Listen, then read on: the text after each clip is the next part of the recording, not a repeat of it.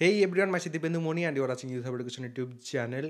এখন আমার কাছে যে প্রশ্নটা আসছে সব থেকে বেশি সেটা হচ্ছে 7 আগস্ট 2025 কি র্যাঙ্ক কার্ড সত্যি সত্যিই আসতে চলেছে? কারণ 5 আগস্ট অর্থাৎ আজকে কিন্তু সন্ধ্যে 6টা অবধি তোমাদের ওবিসির বিষয়টা নিয়ে স্পেশালি সাবকাস্ট ক্যাটাগরি আপডেট করার বিষয়টা ছিল, সেটা কিন্তু চললো। কিন্তু অনেকেই প্রশ্ন করেছে, স্পেশালি লাস্ট একদিন ধরে কিন্তু এই প্রশ্নটা খুব বেশি পেয়েছি যে 5 তারিখ সন্ধ্যে 6টা অবধি এই যে আপডেটের ব্যাপারটা চলবে, তারপর কি 7 তারিখে র্যাঙ্ক কার্ড পাবলিশ করা পসিবল হবে? এবং যদি পসিবল হয় তাহলে সেক্ষেত্রে আমাদের র্যাঙ্ক কার্ড আসবে, যদি না হয় তাহলে সেক্ষেত্রে তো র্যাঙ্ক কার্ড আসবে না, সেক্ষেত্রে কি পোস্টপোন হতে চলেছে? তো সেই নিয়ে একটু আমি সামান্য তোমাদের সাথে কথা বলতে চলেছি। দেখো, আজকে 5 আগস্ট, এরপর কিন্তু মাঝখানে 6 আগস্ট একটা দিন সময় আছে, তারপর 7 আগস্টের দিনটাও অনেকটাই কিন্তু সময় আছে। 7 আগস্টে তোমাদের কিন্তু মেরিট লিস্ট পাবলিশ হওয়ার কথা। শুধুমাত্র তোমাদের যে মেরিট লিস্ট আসবে তা নয়, অর্থাৎ জেক্সপো ভোকলেটের মেরিট লিস্ট কিন্তু সেদিন একা আসছে না, আইটিআই এর আসছে, তার সাথে সাথে ডাব্লিউবিজেইর আসছে, ডাব্লিউবি ক্যাপের আসছে। তো অনেকগুলো মেরিট লিস্ট কিন্তু একদিনে প্রকাশিত হবে এবং সবাই কিন্তু একসাথেই পাবলিশ করছে এবছর, দেখেও ভালো লাগছে। এবারে তোমাদের বিষয়টাতে আসি। তোমাদের আজকে পুরোটা যেহেতু আপডেট হয়ে যাচ্ছে, তারপর কিন্তু তোমাদের 6 তারিখে পুরোপুরিভাবে তোমাদের যে র্যাঙ্ক লিস্ট প্রস্তুত সেটা কিন্তু চলবে। অনেকের হয়তো মনে হবে যেটা পসিবল কিনা। দেখো, কম্পিউটারাইজড প্রসেস তো পসিবল আজকের দিনে।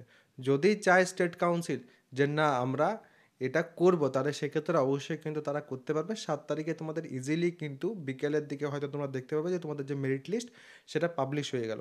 তো অবশ্যই একটু পজিটিভ থাকো, পজিটিভ ভাবো, কারণ এখন কিন্তু সবটাই পসিবল। যদি চাইতো তাহলে সেক্ষেত্রে কালকেও হয়তো পাবলিশ করে দিয়ে যেত, কালকে হয়তো রাত্রেবেলায় পাবলিশ হচ্ছে দেখতে পেতে, বা পরশু দিনও কিন্তু পাবলিশ করা যেতেই পারে। পরশু দিনটাকে সময় দিয়ে রেখেছেন নিজেরাই, তো অবশ্যই কিন্তু পরশু দিনের কথা মাথায় রেখেই নিশ্চয়ই কিন্তু 5 আগস্ট অবধি কিন্তু তোমাদের যে এই পোস্টপোনমেন্টটা সেটা কিন্তু করা হয়েছিল।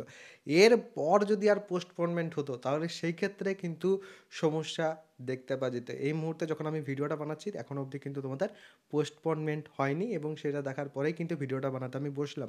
এবং এটা বাদ দিয়ে অনেকগুলো আমি প্রশ্ন পাচ্ছি, এগুলো কিন্তু একটু ভালো করে শুনে রাখো। যে প্রশ্নগুলো আমি পাচ্ছি, ভালো ব্র্যান্ড চুজ করতে অনেকেই পারছো না যে দাদা আমার ইলেকট্রিক্যালটা ভালো হবে, কম্পিউটার সায়েন্সটা ভালো হবে, না অন্য কোনো কিছু ভালো হবে। সেই ক্ষেত্রে top branches youth hub education এটা সার্চ করো এবং সেইখানে যে পরে কিন্তু যে ভিডিওটা আছে সেটা দেখে নাও। তাছাড়া আমি কিন্তু একটা প্লে লিস্টও তোমাদের জন্য বানিয়ে দিচ্ছি, সেখানে কিন্তু ব্রাঞ্চ ওয়াইজ কলেজেস কোন কোনগুলো ভালো আছে এবং কাদের সেই ব্রাঞ্চটা চুজ করা উচিত সেই ভিডিওস কিন্তু আমি আনছি। টপ যেগুলো ফেমাস ব্রাঞ্চেস আছে সেগুলো আমি অবশ্যই কিন্তু সেখানে ডিসকাস করে দেবো, যাতে তোমাদের সুবিধা হয়, এবং সেই সব কিছু চ্যানেলেই তোমরা পাচ্ছ। তো অবশ্যই চ্যানেলটা সাবস্ক্রাইব করে রাখবেন। নেক্সট যেটা, সেটা হচ্ছে ডকুমেন্টস, যে তোমার কী কী ডকুমেন্টস লাগবে। কেউ জিজ্ঞেস করছে দাদা আমি জেনারেল, আমার কী কী ডকুমেন্টস লাগবে একটু বলে দাও। কেউ বলছে আমি এসসি, আমার কী কী ডকুমেন্টস লাগবে। তো তুমি এসসি হও, এসটি হও, ওবিসি হও, ইডাব্লিউএস হও, জেনারেল হও, যে কোনো কিছুই হও না তুমি কেন, তোমার জন্য কিন্তু একটাই ভিডিও সাজেস্টেড, সেটা হচ্ছে ডকুমেন্টস ইউথ হাব এডুকেশন বা জেক্সপো ডকুমেন্টস ইউথ হাব এডুকেশন।